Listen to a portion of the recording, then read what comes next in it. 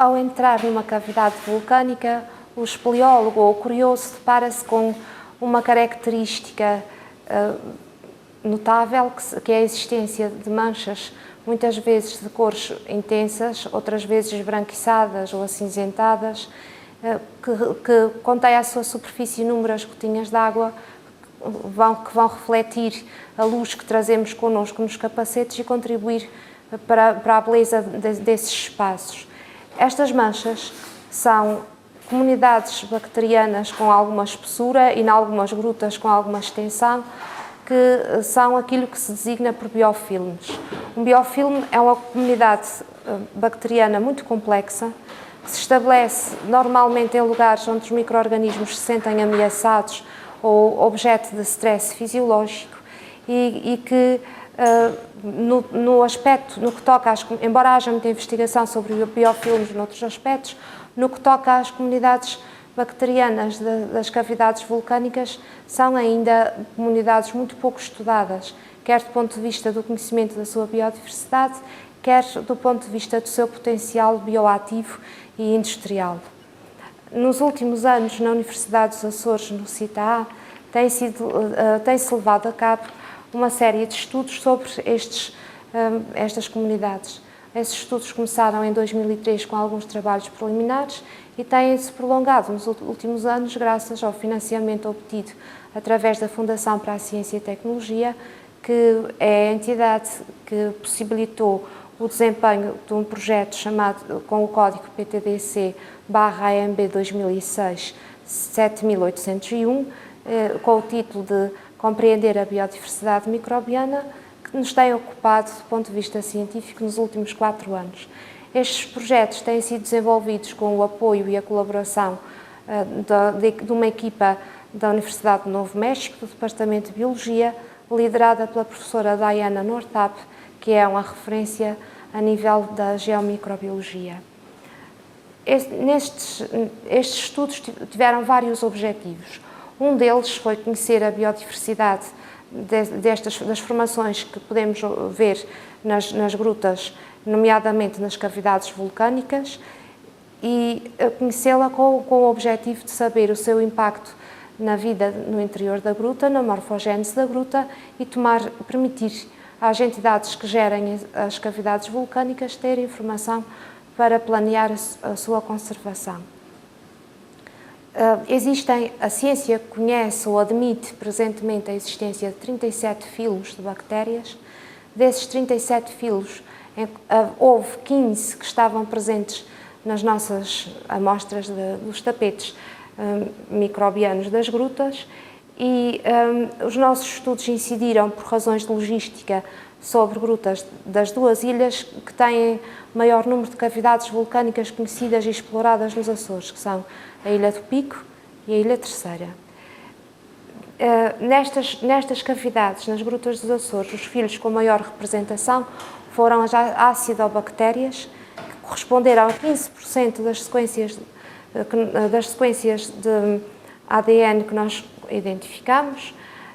As actinobactérias seguiram-se com 14% das sequências e, em seguida, há 2 subfilos também muito abundantes, as alfa e as gama-proteobactérias, cada um deles compreendendo 12% das sequências que analisamos. 5 destes filos, as acidobactérias, as actinobactérias, as proteobactérias, as nitrospiras e as gematimonadete, tiveram presentes em todas as grutas que nós estudamos e podem, por isso, ser considerados cosmopolitas. Contudo, há também especificidades. Por exemplo, nas cavidades da Ilha do Pico nunca se encontrou os filos Chlamydia nem Verrucomicróbia, e também não os Planctomicetes, ao passo que na Ilha Terceira nunca recuperamos sequências nem de Ctenodobacter nem do filo proposto TM7. Foram também feitos estudos comparativos da biodiversidade entre cavidades da Ilha Terceira e do Hawaii. Assim podemos comparar dois tipos de cavidades vulcânicas localizados também em arquipélagos e que enquanto que um tem clima temperado, um dos arquipélagos, o outro tem clima tropical e pudemos assim ver se isso teria alguma influência. Neste momento o que sabemos é que há realmente diferenças entre as grutas do Hawaii e as grutas estudadas nos Açores, tal como também até nos próprios Açores havia heterogeneidade entre as grutas da Ilha do Pico e as grutas da Ilha Terceira. O fato mais notável aqui foi que nas grutas dos Açores temos uma predominância de acidobactérias, logo a seguir vêm as actinobactérias. No Hawaii viu-se um bocado o inverso a acontecer, com uma predominância muito mais acentuada das actinobactérias. E estes trabalhos permitiram-nos ficar a conhecer melhor o que existe no interior das grutas. Até ao momento temos disponíveis já e tratados os dados relativos à biodiversidade em termos de filos, que são um grupo taxonómico de hierarquia muito elevada. Temos um banco de dados com sequências do genoma destas bactérias, que terá que ser, agora que está neste momento a ser analisado por métodos de bioinformática, de maneira a estudarmos agora a biodiversidade a outro nível, muito mais próximo do género e da espécie, e avaliá-la numa outra perspectiva. Esses dados poderão depois ser utilizados para, por exemplo, selecionar grutas que tenham biodiversidade única do ponto de vista bacteriano, informar as suas entidades gestoras, de forma a permitir adotar comportamentos e modelos de exploração turística da cavidade, se for esse o caso, que permitam a preservação desse património. Hoje em dia, os estudos de biodiversidade fazem-se muito com base em dados extraídos a partir de amostras que são depois analisadas por técnicas que não implicam o cultivo de micro-organismos. Isto tem várias vantagens. Uma delas é que estima-se que hoje em dia menos de 1% da biodiversidade microbiana é cultivável. Nós não sabemos, não temos meios de cultivo, não temos ainda, o nosso conhecimento dos micro-organismos é muito escasso. Basta dizer que são os últimos dos organismos vivos com quem começamos a conviver em termos científicos. A microbiologia teve o seu início histórico em 1673, com os trabalhos de Leeuwenhoek e com o início da microscopia. Portanto, é muito mais recente que os outros ramos da biologia. O nosso desconhecimento sobre este tipo de organismos vivos ainda é muito grande. Os métodos de biologia molecular têm realmente contribuído imenso para o avanço da microbiologia, contudo não nos dão depois material para trabalhar em laboratório e assim a maioria das equipas de investigação que vai à procura de estudos, de compreender a biodiversidade e a funcionalidade dos micro-organismos num ambiente até então inexplorado, prefere combinar as duas técnicas. Assim, embora o CITA-A tenha desenvolvido estudos também na área da biodiversidade estudada por métodos que não implicam o cultivo, também estudou as comunidades bacterianas da gruta por métodos dependentes da cultura de micro-organismos em laboratório. O objetivo destes estudos foi principalmente um objetivo de pesquisar a sua potencial utilização a nível biotecnológico, ou seja, a nível industrial. Micro-organismos que vivem em ambientes onde estão submetidos a stresses fisiológicos, como é o caso das grutas, tendem a agregar-se em biofilmes para se protegerem. No biofilme, o micro-organismo modifica imenso o seu comportamento, altera a sua fisiologia e pode passar a haver produção de compostos que até então não tinham uma grande expressão quando a célula vive isolada na chamada vida planctónica. As células em biofilmes podem então passar a produzir antibióticos, substâncias que podem ser aplicadas como antitumorais, biosurfactantes ou enzimas que podem encontrar aplicação nas indústrias farmacêuticas, na indústria química, na produção de detergentes ou até mesmo na produção de biocombustíveis. O nosso trabalho centrou-se na pesquisa de novos antibióticos que possam permitir tratar infecções resistentes a antibióticos. O fenómeno da resistência aos antibióticos é bem conhecido as implicações que tem trazido nos últimos anos. Isso foi para nós uma grande motivação. Então, por métodos que danificassem o menos possível os tapetes microbianos visíveis, normalmente era através do toque com uma zaragatoa, colhíamos uma quantidade ínfima de micro-organismos que depois eram colocados em placas de Petri, contendo um meio de cultura que nós considerávamos adequado. Começa aqui a grande aventura. O que é um meio de cultura adequado para micro-organismos que nós não sabemos quem são e muito menos o que comem? Pesquisámos meios com diversos graus de riqueza de nutrientes. Em cada tipo de meio obtivemos, em cada conjunto de condições de cultivo, obtivemos micro-organismos distintos. A biodiversidade cultivável também, tal como a biodiversidade quando avaliada por métodos não cultiváveis, também se apresentou bastante. Nestes tapetes há uma diversidade enorme de micro-organismos. Como nós tínhamos vontade de centrar o nosso estudo sobre aqueles que são produtores de substâncias antimicrobianas, e como também os fundos são limitados, das 1.500 bactérias que conseguimos isolar e que mantemos neste momento congeladas a 80 graus negativos, conseguimos identificar até ao momento 34 que tinham algum interesse de um ou de outro ponto de vista. Estes micro-organismos foram colocados em géneros bastante diferentes.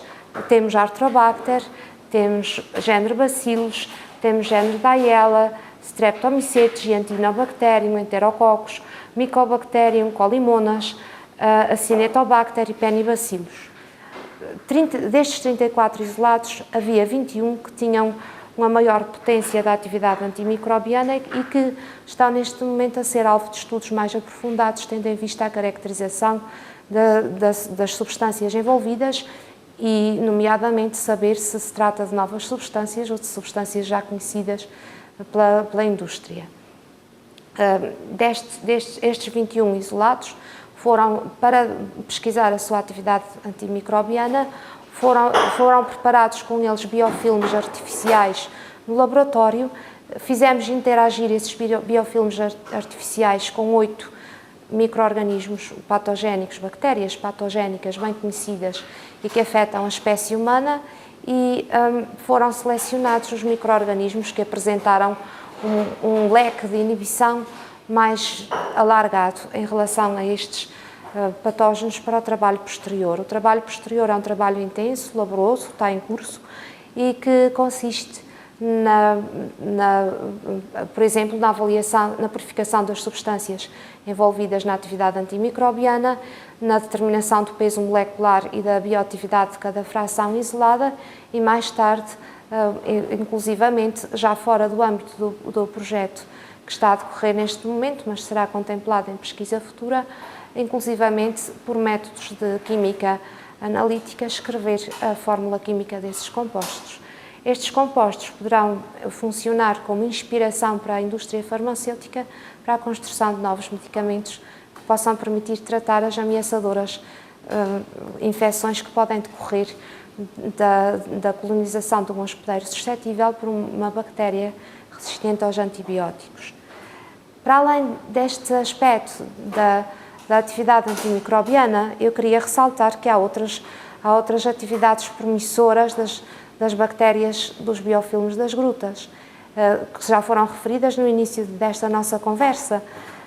Por exemplo, a pesquisa de enzimas para fins industriais ou até, muito interessante também, a pesquisa de compostos antitumorais. Alguns trabalhos muito ainda incipientes que foram levados a cabo pelos nossos colegas da Universidade do Novo México têm vindo a demonstrar que há uma produção de compostos que podem mesmo ser promissores como antitumorais, e é um aspecto que muito gostaríamos de ver desenvolvido em pesquisa futura.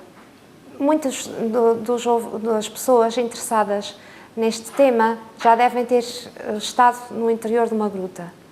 Quando visitamos uma gruta, como seres humanos que somos, procuramos maior conforto, e então levamos roupa adequada para nos proteger das temperaturas que muitas vezes são baixas, nas cavidades vulcânicas que nós estudamos nos Açores andam entre os 11 e os 17 graus centígrados. 17 graus é relativamente confortável quando a umidade relativa do ambiente é alta, mas é baixa, mas nas grutas ela é muito alta, próxima dos 100%. Levamos também outros confortos que nos permitem sobreviver naquele ambiente hostil. Podemos levar material de localização, material de segurança, convém levar sempre um capacete. Normalmente a nossa iluminação está integrada no capacete para nos deixar as mãos livres e permitir que algum equilíbrio e também transportar o material que precisamos. Mas é uma experiência interessante sentarmos num sítio onde não ponhamos em risco a nossa integridade física, nem a integridade das próprias estruturas da gruta, e desligar a iluminação por uns momentos e ficar em silêncio.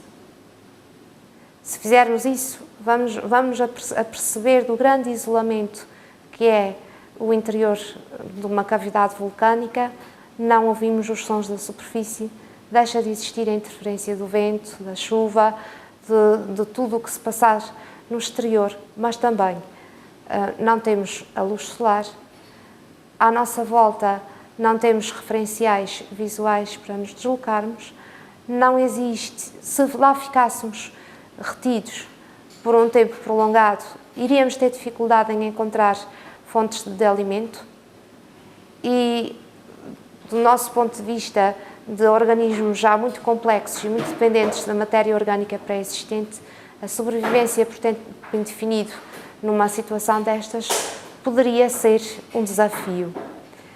Do ponto de vista dos micro-organismos, também as grutas são ambientes muito pouco hospedeiros.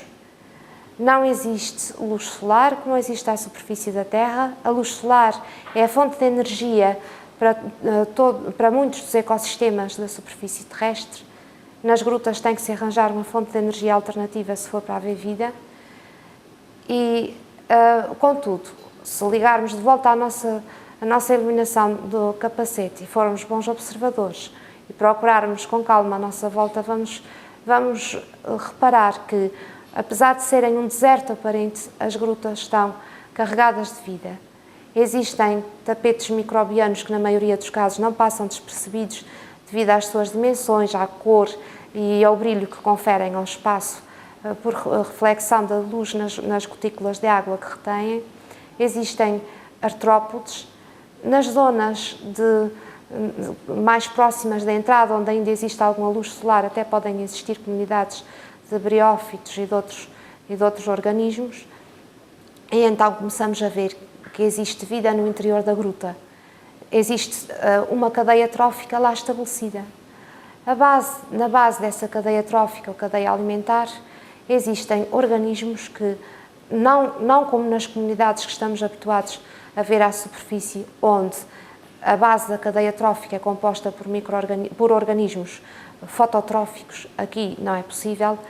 Na base das cadeias tróficas terão que localizar-se então organismos que são quimiolitotróficos, isto é, que consomem aquilo que existe com maior abundância numa cavidade vulcânica, a rocha, e extraem energia das ligações químicas de certos compostos mais favoráveis ao metabolismo microbiano que existem nessas mesmas rochas. Olhar para as paredes de uma cavidade vulcânica e decidir se o que vemos é uma estrutura viva, microbiana ou não viva, exclusivamente de origem mineral ou geológica, é uma tarefa complicada. Numa das nossas viagens pelas mais de 20 grutas que visitamos e que, com o objetivo de estudar as comunidades microbianas que albergam nos Açores, encontramos há um exemplo perfeito da dificuldade em distinguir aquilo que é vivo do que não é. No Algar do Carvão existe uma rocha, aparentemente igual às outras todas, que a curiosidade nos levou a examinar mais de perto. Nessa grande formação basáltica existiam embebidas uns pedaços de rocha vítrea com umas estranhas formações hexagonais de uma coloração vermelho-rosada. E isso desencadeou logo a discussão dentro da equipa. Algo tão regular e com aquela coloração suscitou logo a hipótese de se tratar de algum tipo de mineral que contivesse ferro ou óxidos de ferro na sua composição.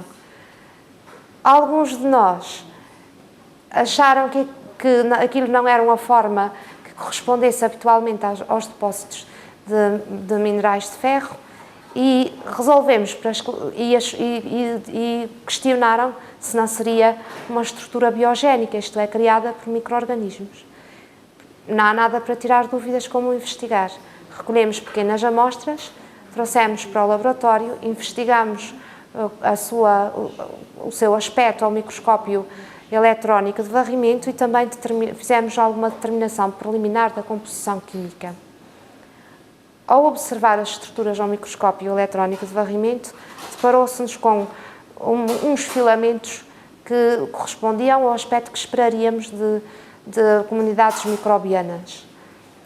A composição química também deu uma inegável assinatura biológica, com elevadas concentrações de carbono, mas também deu concentrações muito altas de óxido de ferro.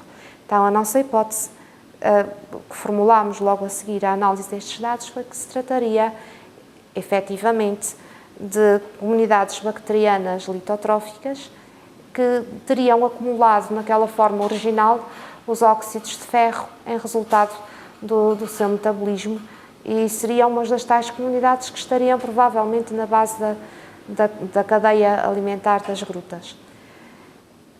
Andar à procura do que é vivo e do que não é vivo é uma atividade científica extremamente interessante.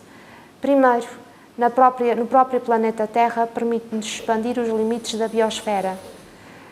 Recentemente, houve equipas de outros países que se dedicaram a fazer perfurações geológicas muito profundas, com até cerca de 2 km de profundidade para o interior da crosta terrestre, e até mesmo a essa profundidade existem comunidades microbianas ativas. O outro aspecto relacionado com distinguir o que é vivo do que não é vivo trata-se da exploração do espaço.